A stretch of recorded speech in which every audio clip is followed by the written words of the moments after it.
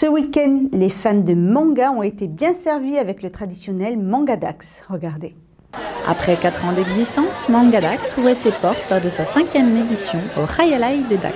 Alors ça se passe sur un week-end totalement gratuit, donc on a des activités, on a des conférences, on a des stands de vente, des ateliers, des démonstrations, des invités, buvettes, restauration fait par l'association sur place aussi, des démonstrations d'arts martiaux, des expositions.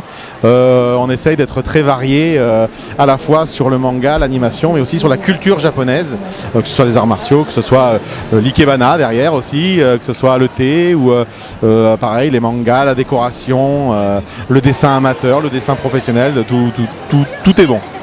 Une trentaine de stands où toutes les générations se retrouvent autour du manga.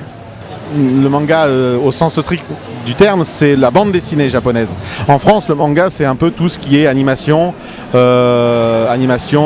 manga, jeux vidéo, le style manga.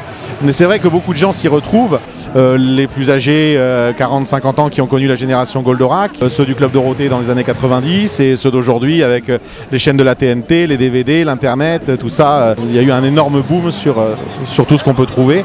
Et c'est là qu'on a un choix assez énorme maintenant en France. On est les plus premiers consommateurs, je crois, en dehors du Japon. On est content de pouvoir accueillir les curieux en fait et les sceptiques et leur montrer qu'au final on n'est pas plus bizarre que n'importe qui quoi, au final. Cette année on a des invités assez intéressants. Donc on a Marco Albiero qui arrive d'Italie, qui nous a dessiné l'affiche cette année et l'année dernière aussi, quelqu'un qui travaille pour les studios d'animation au Japon, qui fait toutes les illustrations promotionnelles pour Sailor Moon par exemple, qui est sorti en DVD il n'y a pas très longtemps. On voulait vraiment l'avoir l'année dernière, il est venu nous honorer de sa présence. Pareil au niveau des dessinateurs amateurs là-bas, on a des gens qui ont publié des bandes dessinées dans le style manga, dans des vraies maisons d'édition, donc pas uniquement de l'amateurisme, donc c'est vraiment des bonnes choses, quoi. De l'initiation à l'aïkido au stand d'origami, impossible de ne pas croiser un cosplay inconnu. Mais qu'est-ce que c'est un cosplay ? Alors le cosplay c'est une contraction comme les japonais adorent le faire. Cosplay ça veut dire costume playing, donc jouer à se déguiser. C'est pas du déguisement comme on pourrait l'entendre dans les carnavals ou des choses comme ça.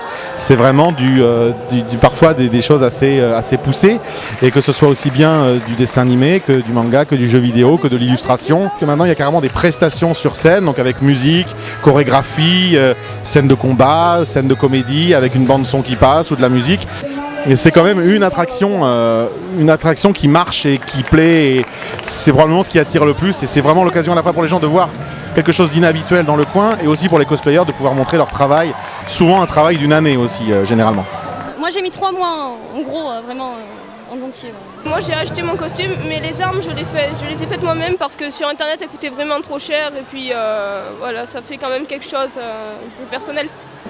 Des mangas, des films ou encore des styles modernes comme le steampunk. Ça fait pas longtemps que je fais ce genre de cosplay, c'est le tout premier cosplay steampunk que je fais.